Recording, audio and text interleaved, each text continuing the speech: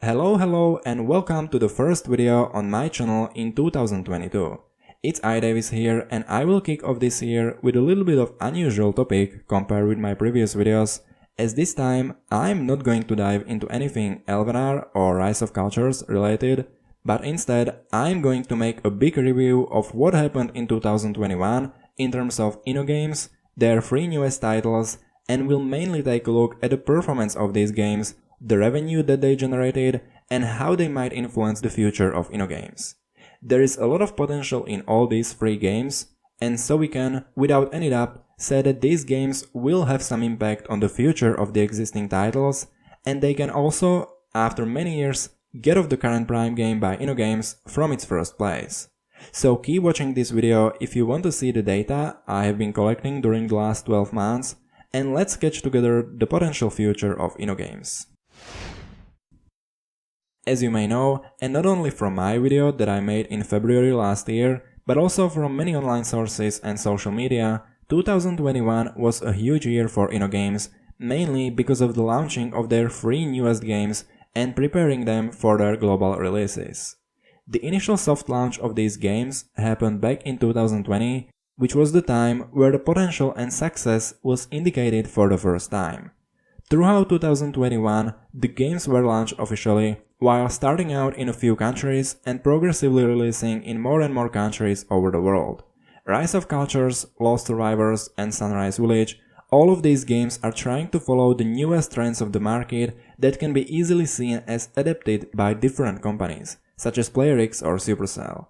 These games are operated much differently than the existing InnoGames titles, and hence it's interesting to compare the market growth of old games, having created a huge player bases over the years, with the new and fresh titles with almost zero player bases, but growing from the proven concepts such as Forge of Empires in case of Rise of Cultures, Township in case of Lost Survivors, or Klondike Adventures in case of Sunrise Village, while all of them having a special twist, making them unique and recognizable in the market competition. There are two main aspects I will be considering in this video for the purpose of naming the success and growth of these games. Both of them will be evaluated on a monthly basis, with the first one being a number of downloads per month and the second one being a generated monthly revenue. These two aspects will help us understand the development and growth of the new titles. For accessing this data, I will be using the website called Sensor Tower, from which I have been collecting this data for over the last 12 months. This website is primarily used as a provider of market intelligence and enterprise data metrics on mobile apps such as download, revenue, share of voice, engagement, and more. As a non-registered user, for which I would need to be a full employee at InnoGames and pay for the special features, I can only see the data from the previous month, but I will take you into my database where I have been putting these numbers together all over 2021 year. I should also mention that only Android data will be considered in this video, while iOS data are relatively close to these numbers but usually represent a less significant profit share. Now, without further ado, let's take a look at the beginning of 2021. Back in January 2021, none of the new games was available, but let's use this opportunity to get an idea about the usual revenues and player base growth of the existing titles, so that we have something that we will be able to compare the new games with. The prime game by InnoGames is, of course, without any surprise, Forge of Empires, which in January generated 3 million euros from the Android platform, followed by Elvenar as the second highest revenue generating title, whose January revenue was 400,000 euros. These are the numbers we will be moving around in this video and see how the new games are rising towards reaching the results of the long-term existing titles. Let's take a look at the number of downloads in January. Forge of Empires was downloaded 300,000 times, while Elvenar joined 60,000 players. There are a couple of factors playing a role in these numbers, while the biggest impact has the advertisement, I believe, and the budget InnoGames reserves for it. The reserved budget for advertising their games might depend on the overall potential of the games and somehow calculated player retention and will to pay. Let's move into February, while still considering only these two existing titles, as no new games were available in February yet. I'm also not considering the other InnoGames titles, as both the revenue and players' income of these games are much less significant for our comparison. Now, the revenue of Forge of Empires in February was 2 million euros, while please keep in mind that the numbers I present in this video are rounded. They only give us a rough idea about the actual revenue, as Sensor Tower, without having access to an employee-made account, rounds the values to the nearest equally digitally long number, so in case the revenue is in million, the value is rounded to the nearest million and so on. For the purpose of this video it's totally fine, as we are mostly following the growth of the new games, rising from the revenues of just a few thousands of euros. So, in addition to Forge of Empires, we had Elvenar, with the revenue of 400,000 euros and the number of downloads, which decreased to 300,000 in case of Forge of Empires, and also decreased in case of Elvenar to 60,000. Let's move on to March, where finally the first of the new titles spotted the light of the day for the first time. Forge of Empires remains at 2 million revenue, Elvenar remains at 400,000 revenue. The number of downloads is reaching 300,000 for Forge and drops to 30,000 for Elvenar. Now we can finally add Rise of Cultures to our chart, as it generates its first documented revenue of 20,000 euros and is downloaded by 30,000 players. At this point, we can clearly see that the number of players joining both existing games is decreasing, which can potentially go hand in hand with a favor of reserving the budget for the further advertisement of the newest games, which will actually get proven later in this video, so keep watching if you want to find the breathtaking results happening later in the year. In April, the growth of Rise of Cultures continues, and we have a new game on the horizon, The Lost Survivors. Forge of Empires, Elvenar keep with the same numbers, Rise of Cultures rises to 50,000 euros and is downloaded by more than twice as many players, as is getting 70,000 new downloads. Lost Survivors starts with a 5,000 revenue and is downloaded by 10,000 players.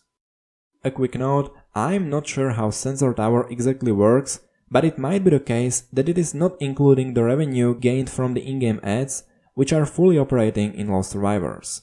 Players in Lost Survivors can get a bunch of boosters or additional items if they watch an ad here and there, and this of course contributes to the InnoGames revenue, but I am not sure if these are included in Sensor Tower's values as well. Lost Survivors is also the only game with in-game ads. Reaching May, Forge of Empires keeps the numbers, Elvenar keeps the revenue but sees another decrease in the number of downloads, dropping to 20,000. Rise of Cultures increases revenue to 80,000 and is downloaded by 50,000 players. Lost Survivors increases revenue to 30,000 and is downloaded by 30,000 players. At this point, both Rise of Cultures and Lost Survivors are still available in just a very few countries, mostly targeting the United States. Here comes June, where the revenue of old games remains the same, Forge of Empires increases player base by 400,000 players and Elvenar by 20,000. Rise of Cultures generates 70,000 euros, increases player base by another 50,000 players, and Lost Survivors proves the potential by doubling the revenue to 60,000 and tripling the player base income to 90,000 of players. What's a better month for Sunrise Village to arrive than a midsummer July? In July, the last of the new titles joins the group. On the other hand, not so a great month for old games.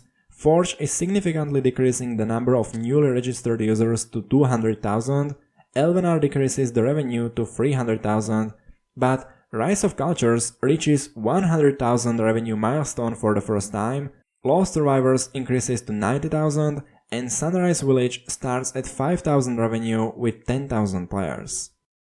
Now, I personally always thought that Lost Survivors compared with Sunrise Village will be the more preferred game by InnoGames. For me personally, I like the concept of Lost Survivors more than Sunrise Village. It might be the genre that fits into my preferences more, but the numbers of the following months seem to be getting in a kinda different direction, which made me a bit surprised, but that simply seems to be the strategy of InnoGames. In August, the decrease in Forge of Empires players' income continues, Elvenar increases to 50,000, Rise of Cultures confirms the revenue of 100,000, increases player base by 90,000, Lost Survivors keeps almost the same numbers in both aspects, while Sunrise Village increases the revenue to 30,000 and doubles the player base by 20,000 players. Let's continue with September. Forge of Empires sticks with the same numbers, Elvenar increases revenue by around 25%, Rock confirms the revenue of 100,000, while joining another 80,000 players. Survivors decreasing in both revenue to 50,000 and number of downloads to 40,000. And finally, Sunrise Village keeps rising to 40,000 revenue and doubling the number of downloads to 40,000. October was the last month with little changes for the new games, but Rise of Cultures already seeing the results of growing player base, reflecting in doubled revenue to 200,000, Lost Survivors increasing to 70,000, and Sunrise Village reaching 80,000 while having 70,000 new players. And here we are in November, a huge month for Rise of Cultures, as InnoGames started releasing this game in most of the countries over the world. The old games by InnoGames are usually available in around 100 countries each, but until now, Rise of Cultures was only available in the very first around 7 countries. This changed in November as the game had been progressively reaching new corners of the world day by day, which significantly reflected in the numbers, so keep watching to find out. Forge of Empires in November keeps with the usual revenue, while experiencing another decrease in newly registered players to just 100,000. At this point, it only has around 25% player income compared with the beginning of the year, which certainly raises several questions. Elvenar keeps with the same numbers, both revenue and downloads, but Rise of Cultures is hitting the 100,000 milestone in players' income for the first time. The game is now available in almost as many countries as Forge and Elvenar, so there is no surprise that it is getting visible on the rising numbers, which actually at this point are reaching the downloads of Forge. It's also worth thinking about how much InnoGames spent in advertising these two games, but honestly, I wouldn't be surprised if the effort was at least as high, if not higher already, in case of Rise of Cultures. Survivors are doubling the downloads by 80,000 users, and Sunrise Village hitting the first 100,000 revenue milestone. And now, here comes the end of the year and December, which shuffled the cards on the board a lot. Forge of Empires keeps the revenue, increases downloads to 200,000, it seems to be somehow balancing between 1 and 200,000. Elvenar keeps with a revenue of 300,000, but increases downloads to 60,000. And now, hold your heads, Rise of Cultures is coming with its record-breaking revenue of 300,000 and quadrupled number of downloads to 400,000, having even more registered users than Forge and Elvenar altogether.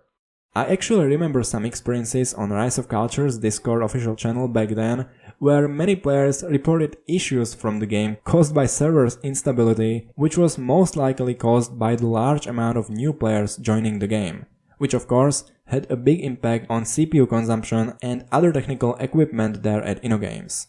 Developers seemed to quickly respond as issues were resolved the other day, and afterwards, in January after the first 2022 update, the community manager also assured players by stating that developers worked on improvements for stability and server performance of the game to help better handle all the new players that have been joining recently. So far, we don't know how much this player income will influence the future revenues, but we can already say that Rise of Cultures is on its best way to overcome the current prime game by InnoGames, which already proves the download numbers, which are almost 4 times higher than Forge. Being this an amazing month not only for Rise of Cultures, but also for Sunrise Village, which InnoGames started releasing in most of the countries over the world as well. Since this was the first month of this to be happening, we so far have no information about its impact on downloads and revenues, but it will certainly be interesting to follow the upcoming months and to see how much these games grow and outgrow the existing titles. Taking a look at all the numbers now, we can see that Forge of Empires has seen the biggest decrease in the number of downloads of all the documented games, starting with 400,000 downloads per month in January and ending with barely 200,000 in December. What can this mean for the future of Forge of Empires? It's not surprising that every company invests the most of the budget in the most profitable product.